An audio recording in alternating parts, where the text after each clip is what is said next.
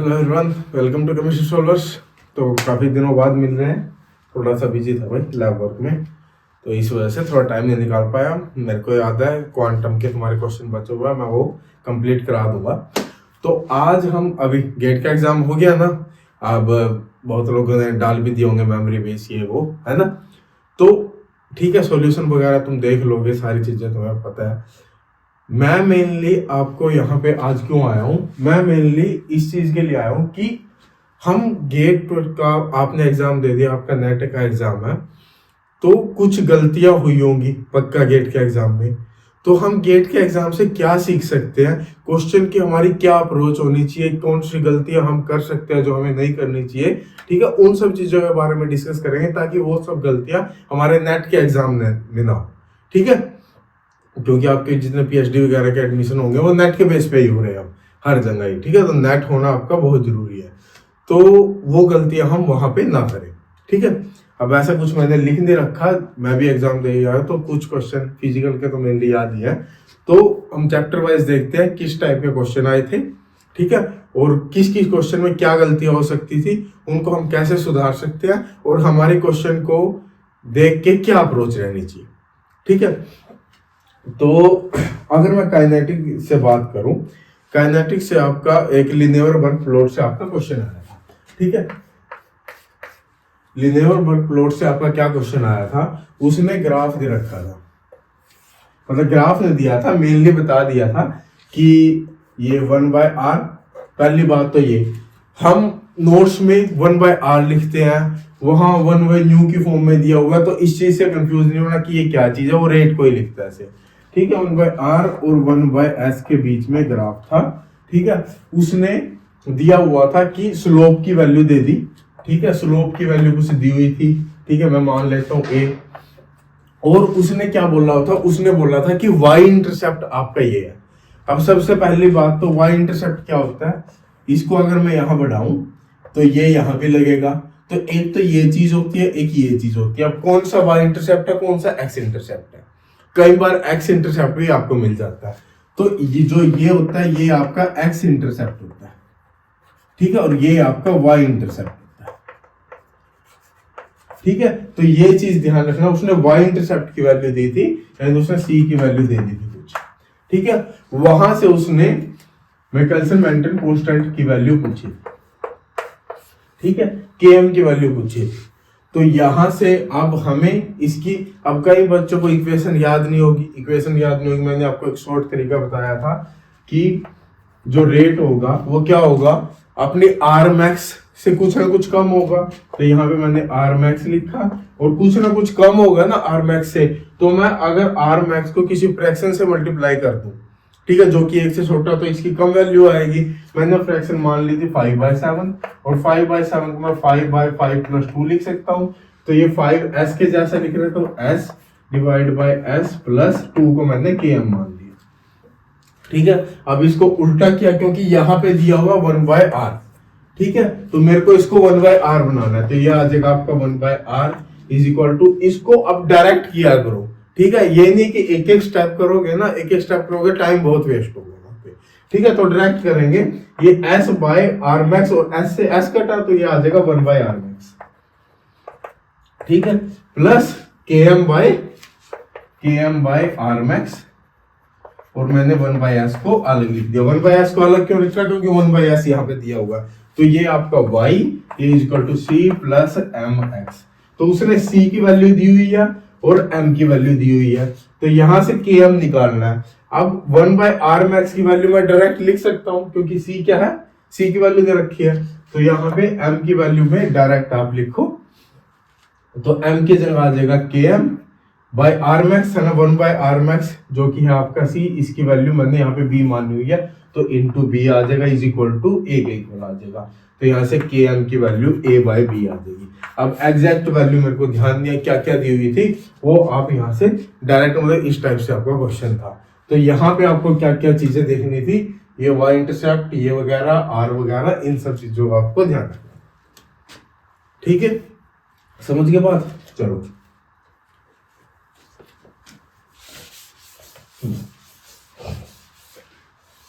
इसके बाद अगला क्वेश्चन देख लेते हैं। फिर उसके बाद ग्रुप थ्योरी से आपके 2-3 क्वेश्चन आए हुए थे।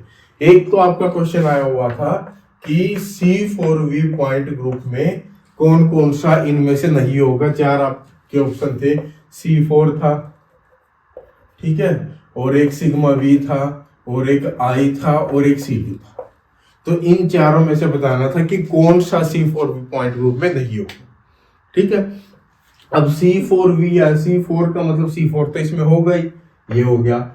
V आ गया, V का मतलब सिग्मा V होता है, ठीक है। H आ जाए तो सिग्मा H होता है, तो यहां से इसके अंदर सिग्मा V भी होगा। अब बात आई I और C2 की, ठीक है। अब इसको अब यहाँ पे कई बच्चे कंफ्यूज हो गए होंगे कि अगर C2 हो तो हम D की तरफ चले जाते हैं, जैसे कि D4D, ठीक है। D4D में क्या होता है, हम D पे कब जाते हैं, D पे हम जाते हैं अगर इसमें C2 हो, C4 हो प्लस N यानी कि 4C2 हो, तब ये दोनों मिला के क्या करते हैं, D बनाते हैं। अब यहाँ पे D बनाया नहीं हुआ, इसका मतलब इसके अंदर NC2 नहीं होगा। और यहाँ पे क्लास में भी ऐसे ही कराते हैं कि अगर CN है तो उसके अंदर या तो NC2 होंगे या फिर एक भी C2 नहीं होगा। NC2 हुआ तो वो D की तरफ चला गया, और एक भी C2 नहीं हुआ तो वो C की तरफ चला गया।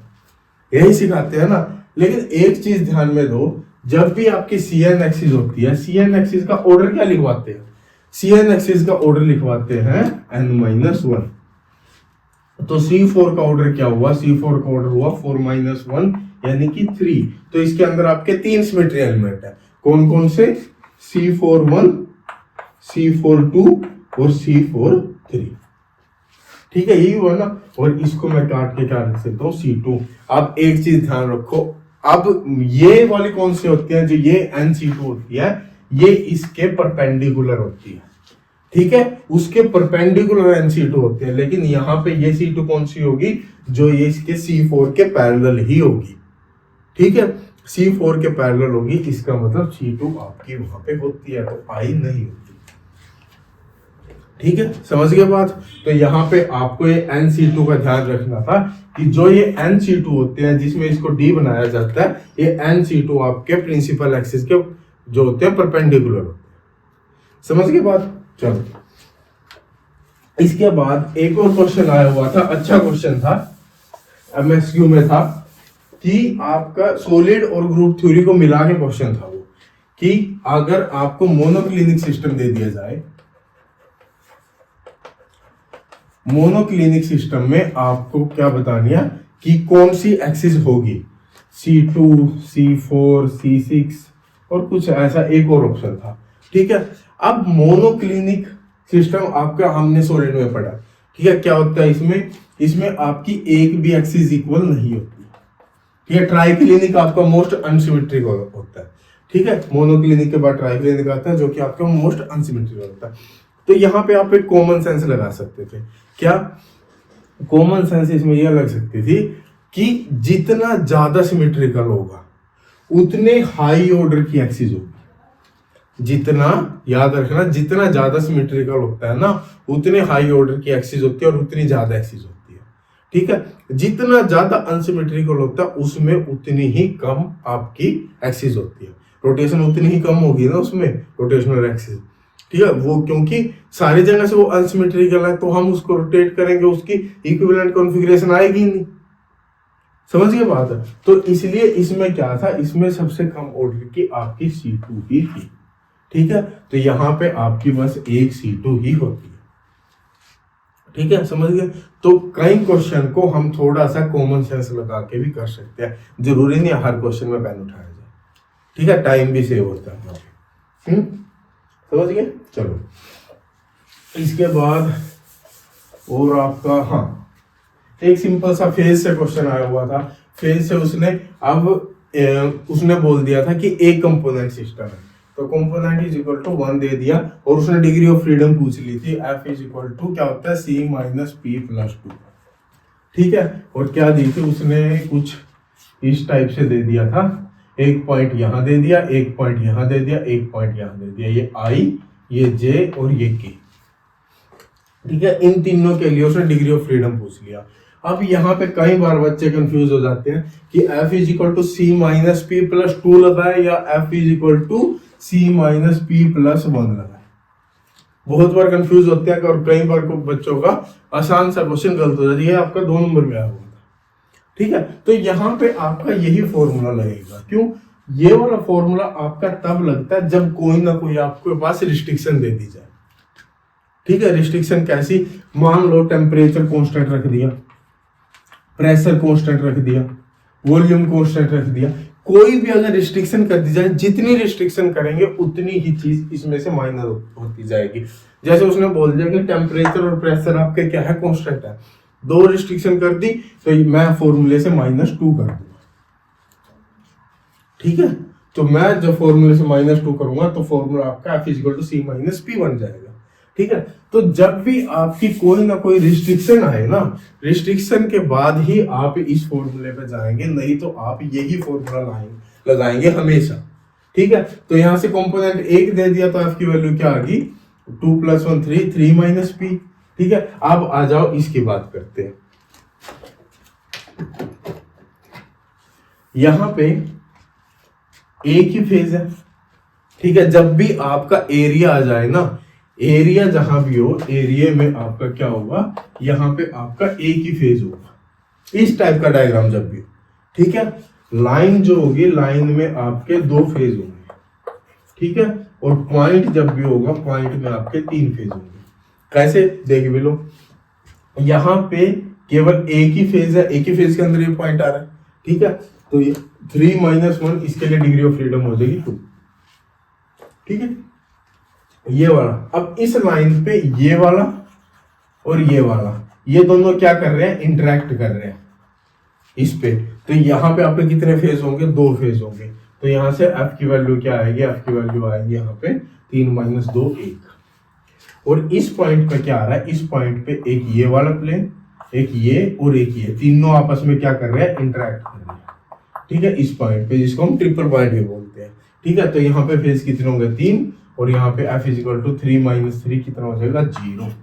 तो 0 1 2 आपका आंसर आ जाएगा। 2 नंबर में एक क्वेश्चन आया था, ठीक है। देख लो कितना आसान क्वेश्चन आया था, ठीक है। तो फेज से आपका एक क्वेश्चन आया था। इसमें आप ये गलती कर सकते हो कि f equal to C minus P plus 1 वाला फॉर्मूला ना लगा, ठीक है। उसके बाद हाँ, और आपका हाँ इलेक्ट्रो से आपका सिंपल क्वेश्चन आया था। सिंपल क्वेश्चन कैसे आया था? ये क्वेश्चन आपका नेट में भी बहुत बार देखने को मिलता है, तो ये फॉर्मूले को आप बिल्कुल ध्यान से करके जाओगे। 4 नंबर में क्वेश्चन आता है इस फॉर्मूले से हमेशा। क्या होता है? हमें पता है डेल्टा जी क्या है? Delta G is equal to -NFE होता है, ठीक है। और डेल्टा एस क्या होता है? डेल्टा एस आपका होता है NF del E by del T होता है, ठीक है। और delta G is equal to delta H minus T delta S होता है। तो यहां से डेल्टा H की वैल्यू क्या होगी? डेल्टा H आपका delta G plus T delta S होगा, ठीक है। तो आपसे यहाँ पे गेट में क्वेश्चन क्या आ रहा था? गेट में आपको डेल्टा जी दिया था, मतलब ई दिया था, ई से आप डेल्टा जी निकाल सकते थे। ई आपको क्या था? ई आपको गिवन था, ठीक है। और आपको रिएक्शन गिवन थी, रिएक्शन से आप क्या निकाल सकते थे? रिएक्शन से आप नंबर ऑफ इलेक्ट्रॉन्स निकाल सकते थे। तो रिएक्शन से आप एन निकाल लोगे। एन कैसे निकाल लोगे? जैसे उसमें दे रखा था जैसे यहाँ पे यहाँ पे H2 था और 2H पॉजिटिव इस टाइप से था। ऐसे ही आपका 2Cl नेगेटिव था। तो हमें पता एक H एक इलेक्ट्रॉन करता तो 2 H कितने आ जाएंगे? 2 इलेक्ट्रॉन की मूवमेंट होगी। ऐसे यहाँ से Cl से भी आपकी 2 इलेक्ट्रॉन की मूवमेंट आ रही थी, Hg से भी आपकी 2 इलेक्ट्रॉन की मूवमेंट आ रही थी। तो सिंपल आप रिएक्शन से देख के बता सकते हो कि n की वैल्यू यहाँ पे 2 होगी, ठीक है। कोई भारी चीज नहीं थी। तो n की वैल्यू मैं यहाँ से निकाल दूंगा। f की वैल्यू उसने गिवन दी थी, f की वैल्यू आपको गिवन दी थी, ठीक है। तो इन तीनों से अगर आपको ये चीज, अब हमें कहां से चलना है? हमें हमेशा क्वेश्चन भी देखना, जब भी इलेक्ट्रो का क्वेश्चन आ जाए, थर्मो में, वैसे तो फिजिकल के सभी में हमेशा गिवन लिखना सीखो, ठीक है। गिवन लिखोगे तो तुम्हारे लिए बहुत आसान हो जाएगा। जैसे क्या इस क्वेश्चन की मैं बात करूं, उसने क्या दिया था, ई की वैल्यू दी हुई थी भाई, ई ऑफ सेल आपका क्या है, कुछ भी मैंने मान लिया एक्स, ठीक है। ये आपका क्या था, ये आपका गिवन था, गिवन क्या क्या था, ठीक है। और एफ की वैल्यू आपको गिवन थी 96500 कूलम पर मोल, ठीक है। ये आपको गिवन थी। और क्या थी, आपको रिएक्शन गिवन थी, ठीक है। और क्या पूछा हुआ था, डेल्टा एच पूछा हुआ था। तो हमेशा क्या करना है, जो अपने क्वेश्चन शुरू करना है ना, क्वेश्चन हमेशा यहां से शुरू करना है, हमेशा यहां से शुरू करोगे। कैसे शुरू करोगे, हमेशा यहां से कैसे शुरू करोगे, इसका हमें एक ऐसा फॉर्मूला देखना है कि जो हमें पता हो, ठीक है, और उसमें ये सब चीज भी आ रही हो, ठीक है। इसका ऐसा कौन सा फॉर्मूला है जो हमें पता है और उसमें सारी ना सही कुछ ये वाली वैल्यूज आ रही है, ठीक है। तो ये आपको कॉमन चीज यहां पे देखनी है। तो मेरे को डेल्टा एच के लिए अब E of cell, F, reaction, इन सब से मैं कैसे निकाल सकता हूँ, मेरे को पता है कि डेल्टा एच मेरा होता है, डेल्टा एच मेरे को एक ही फॉर्मूला पता है, डेल्टा जी डेल्टा एच और डेल्टा एच का, delta G equal delta H minus T delta H.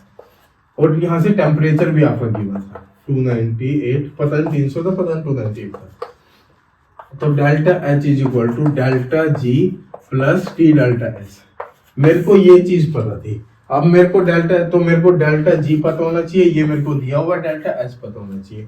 अब मैं यहां से चलूंगा, यहां से मैं यहां आया, अब मैं यहां से चलूंगा। अब मैं डेल्टा जी यहां से कैसे निकाल सकता हूँ, मेरे को पता है, मेरे को एक चीज पता है कि मेरा डेल्टा जी इसके इक्वल होता है, इसके इक्वल होता है। तो मेरे पास एन यहाँ से आ जाएगा, एफ आ जाएगा, ई आ जाएगा, तो यहाँ से मैं डेल्टा जी निकाल सकता हूँ, ठीक है बात। और यहाँ पे एक और चीज गिवन थी, del E by del T given था। अगर del E by del T कहीं भी दिया हो ना, del E by del T याद रखो, कहीं भी ये चीज अगर दी हो ना, तो इसका मतलब यही वाला फॉर्मूला लगेगा, और कोई फॉर्मूला ही नहीं है तुम्हारे पास, ठीक है। ये दिख गया मतलब रामबाण है, तो सीधा यहां फोड़ दो वहीं पे, ठीक है। तो ये आपका दिया था, तो मेरे को पता है del E by del T by delta S के फॉर्मूले में आते हैं। डेल्टा एस के फॉर्मूले में मैंने डेल्टा जी भी निकाल दिया, डेल्टा एस भी निकाल दिया, ये भी हो गया, ये भी हो गया, ये भी हो गया। क्या डेल्टा एस नहीं आ सकता वहां से, ठीक है। तो यहां से आराम से डेल्टा एच निकाल लो, समझ गए बात। ये फॉर्मूले, ये 3-4 रट लो, यहां से 90% चांस है कि आपके नेट में भी क्वेश्चन आएगा, ठीक है। इसको गलत नहीं करना है बिल्कुल भी। चलो, तो ये आपका इलेक्ट्रो का क्वेश्चन था। उसके बाद हाँ, अब एक बड़ा ही आसान क्वेश्चन आया था, कहां से, de Broglie wavelength. De Broglie wavelength sir शुरू में स्कूल टाइम से सबसे पहले डी ब्रोगली वेवलेंथ पढ़ते हैं, क्या lambda is equal to H upon N B, ठीक है। इसके साथ एक और फॉर्मूला पढ़ता है, lambda is equal to H upon root 2 M E, ठीक है। तो क्या दिया हुआ था, उसने गिवन दिया हुआ था कि मास ऑफ प्रोटॉन क्या है 1836 टाइम कुछ ऐसा था मास ऑफ इलेक्ट्रॉन के, और उसने एनर्जी ऑफ प्रोटॉन उसकी क्या दी हुई थी 3e दी हुई थी, एनर्जी ऑफ इलेक्ट्रॉन E के इक्वल दी हुई थी।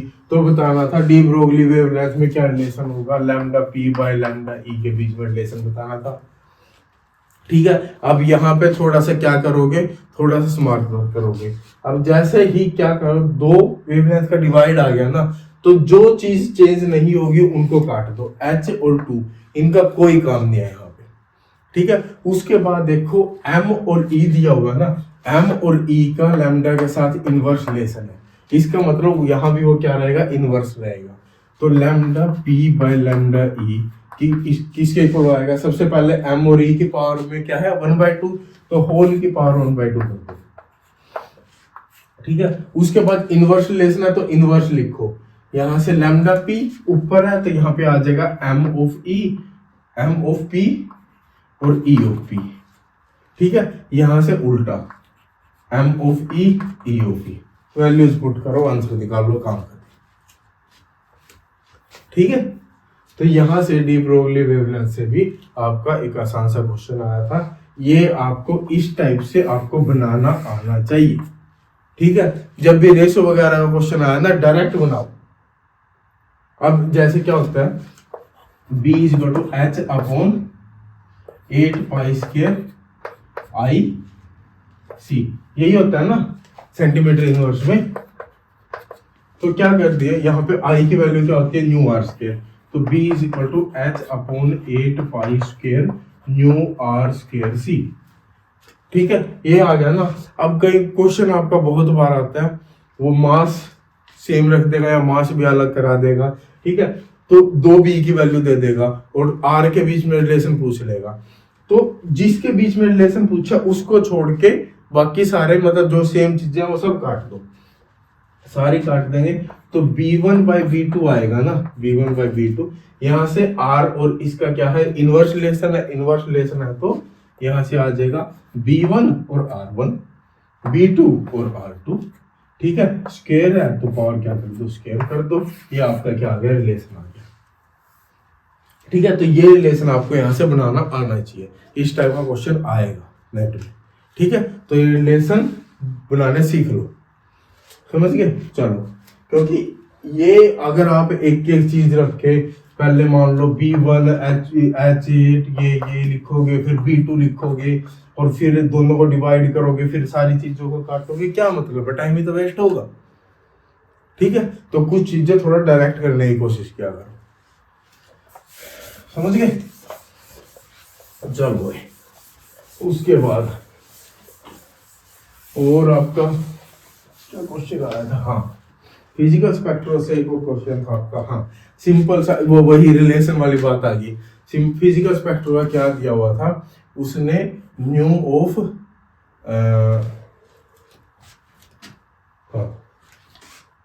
C13O16 और न्यू ऑफ C12O16, इन दोनों के बीच में क्या पूछ ली थी, रेशियो पूछ ली थी। अब यहाँ से फ्रीक्वेंसी का हमें फॉर्मूला पता है, क्या होता है 1/2 पाई रूट के बाय न्यू, यही होता है ना। उसने बोल दिया फोर्स कांस्टेंट क्या रहेगा, सेम रहेगा दोनों के लिए, तो ये तो सेम है ही, ये भी सेम रहेगा, तो रिलेशन बन गया, क्या आ जाएगा न्यू1 बाई न्यू2।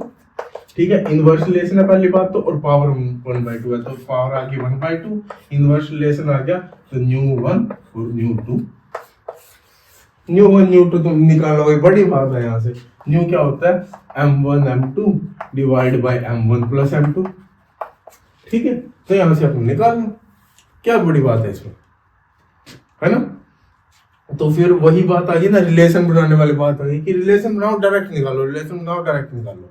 ठीक है, तो थोड़ा सा ये चीजें देखा करो, ऊपर से कुछ कैलकुलेशन भी। अब यहाँ तो चलो कैलकुलेटर था, उसमें आपको जरूरी थोड़ी कैलकुलेटर मिलेगा नेट वाले में, तो क्या करेंगे जैसे C13O16 divide by new of C12O16 था। अब यहाँ पे पावर आ गई आपकी क्या आ गई 1/2। ठीक है, यहाँ पे क्या आएगा न्यू2 आएगा, यानी कि 12 और 16 वाला आएगा, तो ये m1 m2 divide by m1 plus m2, 12 into 16 divide by दोनों का एडिशन कितना आ जाएगा 28 आ जाएगा। ठीक है, और वो डिवाइड में न्यू1 यानी कि आ जाएगा 13 इंटू 16 और डिवाइड बाय यहाँ पे ये आ जाएगा 29। डायरेक्ट लिखो सारी चीजें, 16 से आपका क्या 16 कटा। ठीक है, और ये 4 तिया 12, 4 7 28 हो गया, 16 से 16 कटा था ना, 16 से 16 कटा था, तो ये आपका 3 29 7 और 13 आ गया। ठीक है, 3 29 7 और 13, तो ये आपका आ जाएगा, इसको मैं new C13O16 bye new C12O16, ये आ जाएगा 3 29 और यहाँ पे 7 और 13।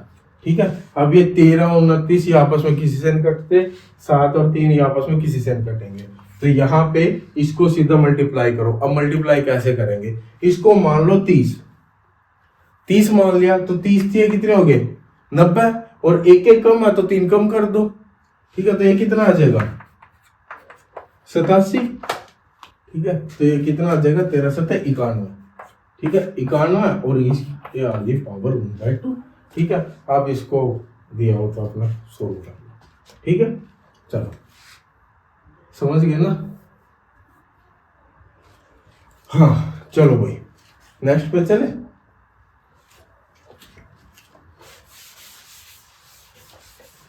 इसके बाद और आपका क्या दिया हुआ था, कुछ क्वेश्चन क्वांटम से थे। हाँ, एक तो क्वांटम से ये था,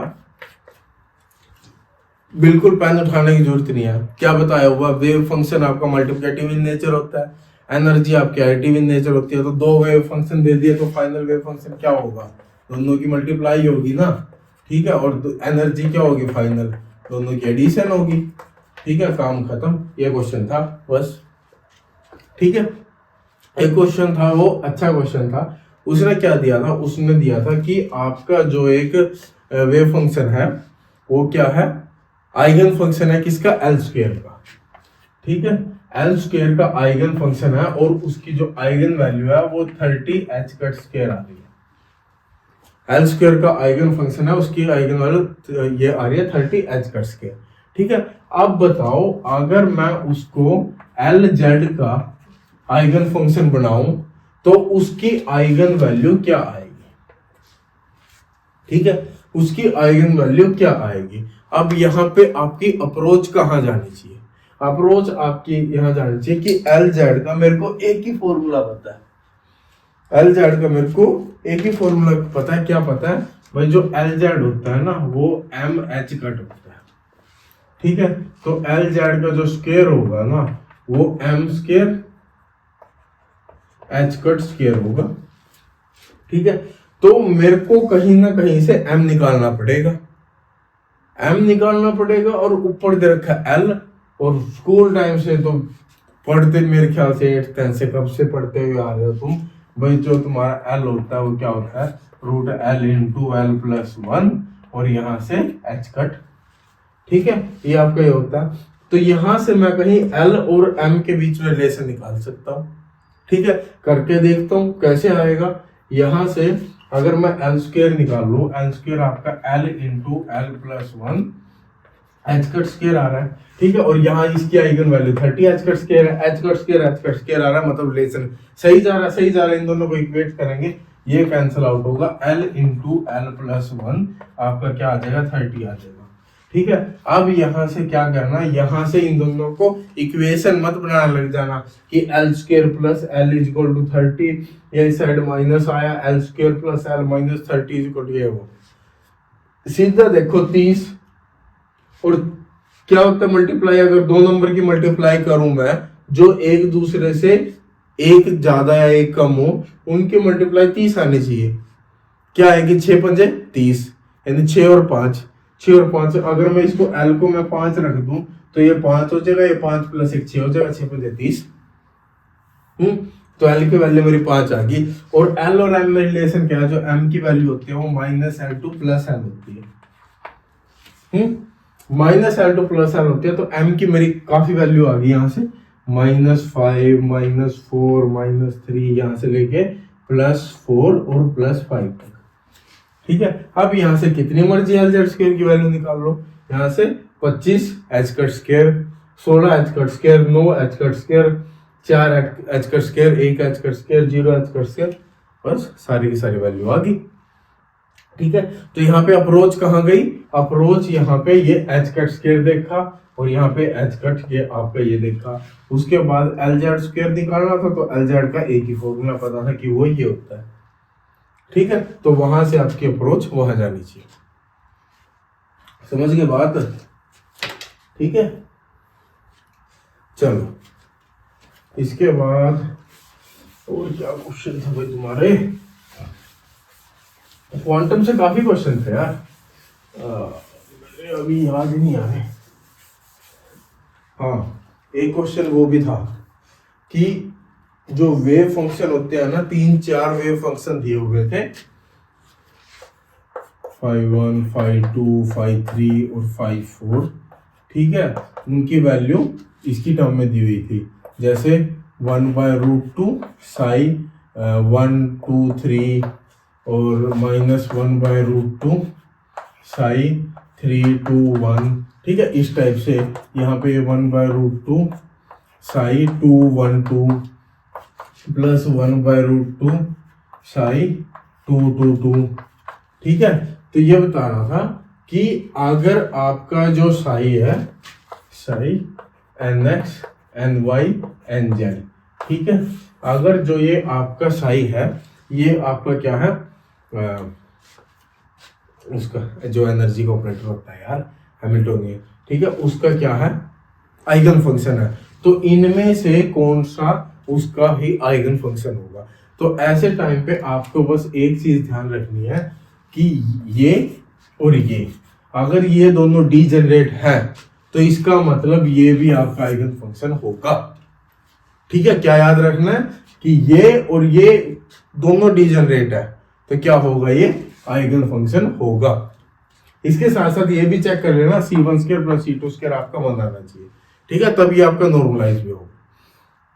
ठीक है, तब आपका ये क्या होगा, नॉर्मलाइज भी होगा। अब ये और ये कैसे चेक करेंगे, डीजेनरेट है। डीजेनरेसी का मतलब क्या होता है, डीजेनरेसी का मतलब साफ होता है कि दोनों की एनर्जी इक्वल है, दोनों की एनर्जी इक्वल है। अब यहाँ पे पेन उठाने की जरूरत नहीं है।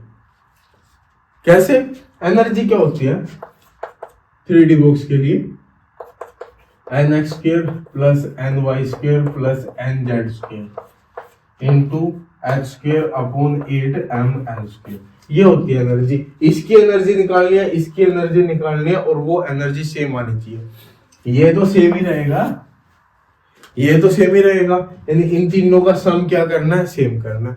इन तीनों का सम सेम आएगा, कैसे आएगा, सबसे पहली चीज क्या ध्यान दे सकते हो, अगर यहाँ पे ये नंबर तीनों सेम है, बस केवल सफल कर दिए, ठीक है, तो इनका सम सेम आएगा।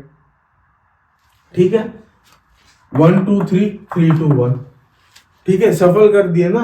ये चाहे नेक्स्ट इसको लिख लो या इसको लिख लो, कोई फर्क थोड़ी पड़ेगा। यहाँ पे कोई माइनस साइन थोड़ी आ रहा है, सारे के सारे प्लस है, सारे स्क्वायर है, सारे ऐड हो रहे हैं। ठीक है, तो ये क्या होगा, ये उसका क्या होगा, ये फंक्शन होगा। बाकी कहीं पे कुछ होते हैं, जैसे स्क्वायर कर दो और 3 3 9 10 11 और 4 3 4 8 12। अब कुछ नंबर वैसे आ जाते हैं जैसे जिनमें उनका स्क्वायर और दूसरे नंबर का स्क्वायर। मेन बात आपको क्या है, इन तीनों का स्क्वायर करना है, इन तीनों का स्क्वायर करके ऐड करना है, और वो सेम आना चाहिए। तीनों का स्क्वायर ऐड कर दो, सेम आए, सेम आए तो मतलब क्या है, आपकी ये आइगन फंक्शन। ठीक है, समझ गए। तो ये आपका एक क्वेश्चन आया हुआ था, ये आपका क्वेश्चन पहले नेट में भी आया हुआ। ठीक है, तो इस क्वेश्चन को, इस कंसेप्ट को ध्यान रखो, है ना। उसके बाद हाँ,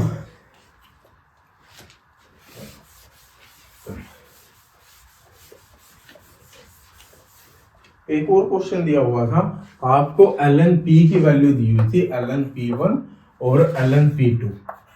ठीक है, इसकी वैल्यू कुछ डिवाइड बाय t प्लस 2000 कुछ ऐसा था, प्लस 5 था, ये 2000 था, और ये था -4000 डिवाइड बाय t प्लस 10 के आसपास था। ठीक है, ये कुछ ऐसे था। ये आपको दोनों चीजें दी हुई है, ठीक है, और उसने पूछ लिया कि बताओ ये मेल्टिंग पॉइंट वगैरह आपका क्या आएगा। ठीक है, तो आपको कुछ नहीं करना, जब भी इस टाइप का क्वेश्चन आ जाए ना, दोनों को इक्वेट कर दो। ठीक है, दोनों को क्या कर दो, दोनों को ये और ये इक्वेट कर दो। इक्वेट करके वहां से जो टी की वैल्यू आएगी वही आपका आंसर हो। वैसे भी अगर ये चीज ध्यान में ना आए ना, सिंपल सी एक चीज देखो, क्वेश्चन में और कुछ गिवन ही नहीं है और टी की वैल्यू पूछ ली है। क्वेश्चन में कुछ भी गिवन नहीं है, टी की वैल्यू पूछे, इक्वेट करो ना, इक्वेट करके निकाल लो। ऐसे ही कभी भी मैक्सिमा मिनिमा पूछ लिया जाए, जहां भी मैक्सिमा मिनिमा इन सब की बात आए ना, सिंपल क्या करो, डिफरेंशिएट करो। ठीक है, और जीरो के इक्वेट करो, डिफरेंशिएट करके जीरो के इक्वेट करो। मैक्सिमा मिनिमा ये सब चीजें आई ना। एक बार कौन सा क्वेश्चन था, पता नहीं गेट में ही था या किस में था, इतना बड़ा क्वेश्चन दिया हुआ। ठीक है, और लास्ट में एक इक्वेशन लिखी हुई है। अब बंदा पढ़ते पढ़ते मर जाए उसको, वही इतना बड़ा क्वेश्चन दिया क्या हो, कुछ नहीं, राम कथा लिखी हुई है, करना कुछ नहीं। लास्ट में जो इक्वेशन दिया ना, वही उसने मैक्सिमम और मिनिमम की वैल्यू पूछी थी, उसमें कुछ नहीं, लास्ट में जो इक्वेशन दी थी उसको डिफरेंशिएट करो, जीरो के इक्वेट करो, आपका आंसर आ गया। वो कुछ नहीं, वो केवल आपका टाइम वेस्ट करने के लिए था। समझ गए बात है। तो एक आपका ये क्वेश्चन भी था, और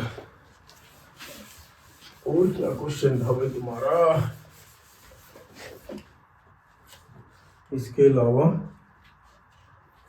सरफेस पॉलीमर फेज से क्वेश्चन हो गया, electro group theory, physical spectro से हो गया, डी ब्रोगली वेवलेंथ वगैरह हो गया। और यार कोई ऐसा क्वेश्चन मेरे ध्यान नहीं है। हाँ, एक पार्ट ए से क्वेश्चन आया था, बड़ा सिंपल क्वेश्चन था। क्या था? यहाँ पे दिया हुआ है 3x², ठीक है, और यहाँ दिया हुआ है 27, ठीक है, इंटू यहाँ पे था 9⁻⁴x, ठीक है। ये आपका दिया हुआ था, आपको वैल्यू निकालनी थी 2⁻⁴x² और 2x², इसकी वैल्यू आपको निकालनी थी, ठीक है। तो सिंपल सी चीज है ये, अगर आपका 3 की पावर दिया हुआ है ना, यहाँ भी 3 की पावर बनाओ, और वैसे भी 9 और 27 दिया हुआ तो पता ही है 3 की पावर के आसपास ही आ रहा है। तो ये आपका क्या था, 3 का क्यूब आ गया, 3 3 9 9 3 27, ठीक है, और ये आ जाएगा आपका 3 का स्क्वायर, और यहाँ पे x, और यहाँ पे 3x², ठीक है। अब जब भी ब्रैकेट के बाहर ऐसे पावर आ जाए तो ये आपस में क्या होती है, ये मल्टीप्लाई होती है आपस में। तो ये आ जाएगा आपका 3x², 3³ इंटू 3⁻²x, ठीक है। अब जब भी यहाँ पे बेस सेम हो ना, अब जब भी बेस सेम होते हैं तो पावर ऐड होती है, ठीक है, और ये मल्टीप्लाई में हो। अगर ये डिवाइड में होते तो पावर सब्ट्रैक्ट होती, ठीक है, ध्यान में रखो। तो ये आ जाएगा 3⁻⁴x², और ये आ जाएगा 3⁻³ + 2x, ठीक है। तो यहां से ये बेस तो आपका ये गया, x² की वैल्यू इसके इक्वल होनी चाहिए, तो x² = 3 + 2x, और ये आ जाएगा x² - 2x - 3 = 0। अब यहाँ से मल्टीप्लाई करके -3 आना चाहिए, और ऐड और सब्ट्रैक्ट करके क्या आना चाहिए, -2x आना चाहिए।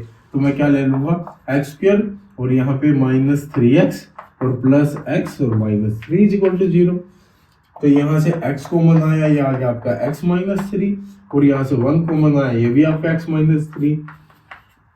यहाँ से या तो आपका ये होगा या वो होगा, तो यहाँ से आपका ये आ जाएगा x - 3 = 0 और x + 1 = 0। तो x की वैल्यू 2 आ गई, x = 3 and -1, ठीक है। अब इसमें वैल्यू पुट करते हैं, तो ये आपका क्या आ जाएगा, 3 वैल्यू पुट करते हैं, तो 3 का स्क्वायर 9, यानी 2 की पावर 9, डिवाइड बाय ये आपका क्या था, 2x हो जाएगा, 2x² डिवाइड बाय 2⁻²x, ठीक है, यानी 3 दूनी कितना आ जाएगा 6, तो 2 की पावर 6, और ये आपको माइनस हुआ तो 2 की पावर 3, यहाँ से आंसर आ गया। अगर मैं -1 भी पुट करना चाहूँ तो -1 अगर मैं पुट करूंगा तो 2 की पावर -1 का स्क्वायर यानी कि 1 डिवाइड बाय 2 की पावर -1 × 2 यानी कि -2, तो ये आ जाएगा, ऊपर जाएगा 2 की पावर 3। तो दोनों से आपका सेम ही आंसर आ गया, ठीक है। तो ये आपका 2 की पावर 3 आपका क्या था, आंसर था, ठीक है। समझ में आई बात?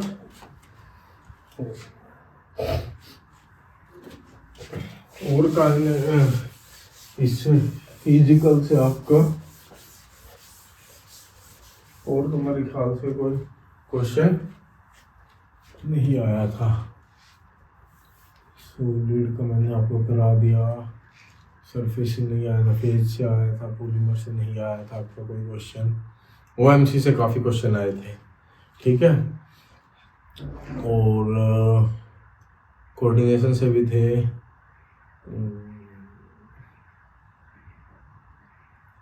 इलेक्ट्रो को मैंने करा दिया, ठीक है, ग्रुप थ्योरी के हो गए, फिजिकल स्पेक्ट्रो मैंने आपको करा दिया, क्वांटम थर्मो से, हाँ स्टैटिस्टिकल थर्मो से आपके क्वेश्चन आए थे। हाँ, एक क्वेश्चन था, सिंपल क्वेश्चन था, इतना ज़्यादा वो जाने की जरूरत नहीं थी।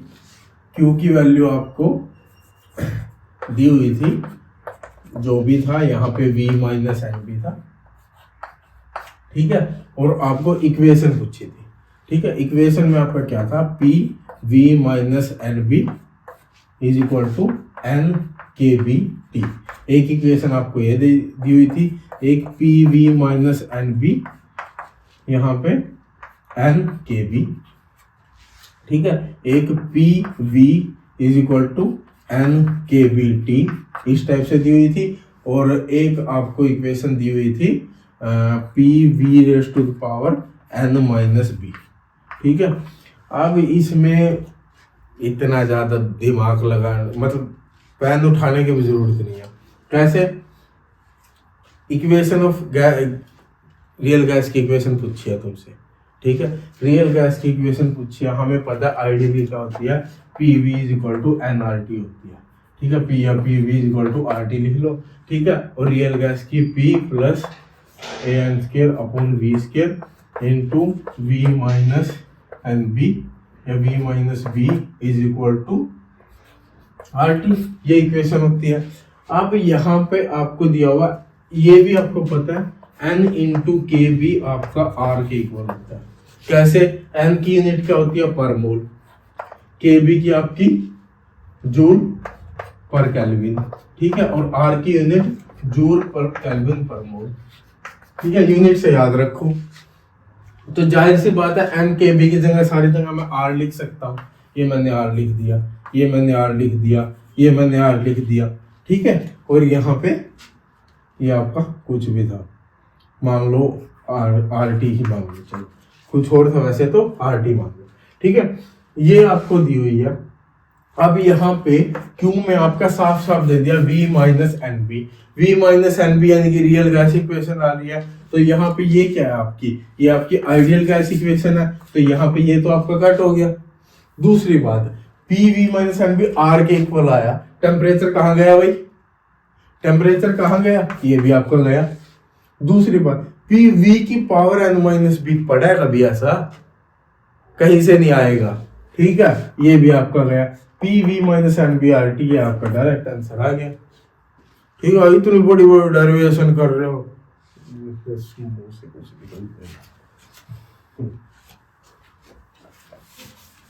है बच्चों को कंफ्यूज कर देना, ठीक है। ये आपका क्वेश्चन आया था। और एक और क्वेश्चन आपका था, एनर्जी दे रखी थी दो, एक आपकी 0 जूल के आसपास थी, एक की आपकी कुछ वैल्यू थी, ठीक है। और वहां से आपके मीन एनर्जी पूछी हुई थी, ठीक है।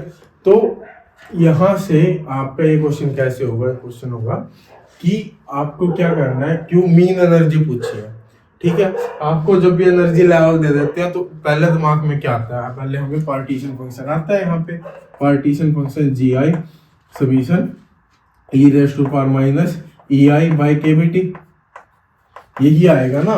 तो ये आपका पार्टीशन फंक्शन आता है दिमाग में।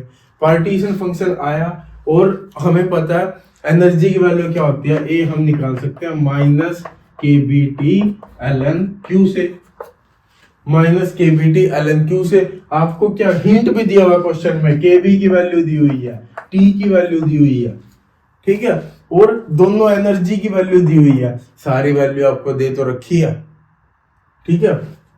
यहां से आपको जूल में आपको एनर्जी निकालनी है, तो सिंपल दोनों के लिए, इसके लिए आपकी एनर्जी आ जाएगी 1, और इसके मतलब Q की वैल्यू इसके लिए आपकी 1 आ जाएगी, इसकी e raise to the power -1 आएगी, ठीक है। तो यहां से आप Q निकाल लोगे, Q निकाल के KB इंटू टी और इंटू में ln Q रखोगे, A की वैल्यू आपकी आ जाएगी, ठीक है।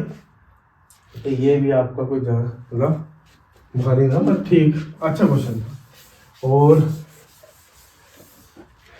ये सब हो गया। स्टैटिस्टिकल, हाँ थर्मो से क्वेश्चन नहीं आए थे, स्टैटिस्टिकल थर्मो से ज्यादा आए थे, ठीक है। और इसके अलावा एक बात और, जनरली मैंने क्या है, लड़कियों का मैंने देखा है कि क्या करती है, सब कुछ पढ़ना है, ठीक है। मैं लड़कियों को ही मेनली क्यों बोल रहा हूँ, क्योंकि मेरे जो लिंक में है ना, मान लो मेरी बहनें ही लगा लो और दोस्त होगी, ठीक है, उनका सबका क्या सीन रहता है कि सब कुछ पढ़ना है, सब कुछ पढ़ के जाएंगे, उसके बाद वहां पे ये क्वेश्चन भी करना है, ये भी मैंने पढ़ा हुआ है, ये क्वेश्चन भी करना है, ये भी मैंने पढ़ा हुआ है, ये क्वेश्चन भी करना है, ये भी मैंने पढ़ा हुआ है। कैसे होगा? नहीं, ये तरीका ही नहीं है ये तैयारी करने का। बोल बोल के थक गया, समझा समझा के थक गया कि कुछ चैप्टर देख लो, केवल वही चैप्टर तैयार करो, उन्हीं चैप्टर से क्वेश्चन करो, सारा सिलेबस कभी मत करो। 60 क्वेश्चन आएंगे, 4-4 नंबर के 25 करने हैं, तुम्हें सारा सिलेबस नहीं करना, ठीक है। मेन चीजें करो। दूसरी चीज, ईगो मत रखो। ईगो रखेंगे ये चैप्टर तो मैंने किया था, ये क्वेश्चन तो मैं कैसे भी निकाल के रहूंगी, निकाल के रहेगी, कैसे निकाल देगी जब वो क्वेश्चन ही इस टाइप का आ गया कि या तो वो हद से ज्यादा टाइम खाएगा। ये चीज ध्यान रखो कि कुछ 10% 15% क्वेश्चन ऐसे होते हैं जो बहुत ज्यादा हार्ड होते हैं, उनका काम बस इतना होता है बच्चे का टाइम वेस्ट करना, ठीक है। अगर आएगा भी तो बहुत टाइम लेके आएगा, इतने में आप कोई और 2 क्वेश्चन कर दोगे और या फिर 10-15 मिनट उस पर खराब कर दोगे, उसके बाद भी वो क्वेश्चन नहीं आएगा, ठीक है। तो वहां पे ईगो मत रखो, ठीक है, ईगो वहां नहीं चलेगी। जरूरी नहीं है जो चैप्टर तुम करके गए हो उसका क्वेश्चन तुम्हें आएगा ही आएगा, क्वेश्चन भी देखो। अगर बहुत ज्यादा हार्ड है ना, बहुत ज्यादा हार्ड क्वेश्चन है, समझ ही नहीं आ रहा है कैसे है, लेकिन दिमाग में चल रहा नहीं नहीं नहीं ये चैप्टर करके आई हूँ, क्या वो लगा के देख लो, वो लगा के देख लो, अगर नहीं समझ में आ रहा ना तो ठीक है, 1 बार 2 बार 3 बार 4 बार पढ़ो, 4 बार पढ़ के तुम्हें समझ आ जाएगा। अगर 4 बार पढ़ के भी नहीं समझ आ रहा ना, मतलब नहीं है वो तुम्हारे बस का, उसको छोड़ दो, ठीक है। और कभी भी ऐसा मत करो फिजिकल में खासकर कि अब इतने 5-5 6-6 लाइन का क्वेश्चन होता है, उसको बस पढ़ ही रहे हो, नहीं, उसमें एक लाइन पढ़ी, एक लाइन को समझा और उसमें से गिवन लिख लिया, दूसरी लाइन पढ़ी, दूसरी लाइन को समझा, उसमें से गिवन लिख लिया, तीसरी लाइन पढ़ी, तीसरी लाइन को समझा, उसमें से गिवन लिख लिया। उसके बाद जो गिवन दिया है ना आपका वहीं से आने वाला है। और यूनिट का खास कर ध्यान रखो, फिजिकल क्वेश्चन करते टाइम यूनिट ध्यान रखो, यूनिट सेटिस्फाई करा दो, तुम्हारा आंसर आएगा ही आएगा, गारंटी दे रहा हूं, ठीक है। तो ये चीजें कुछ ध्यान रखने की, ये चीजें ध्यान रखो और अपने एग्जाम की तैयारी करते रहो। बाकी मैं थोड़ा सा बिजी चल रहा था, अभी थोड़ा काम संभाला है, तो अब तुम्हारा मैं तैयार कर रहा हूँ, पार्ट ए भी तुम्हारा तैयार कर रहा हूँ, पार्ट ए भी आपका आ जाएगा, ठीक है, और क्वांटम के क्वेश्चन भी आ जाएंगे, ठीक है। Okay, bye.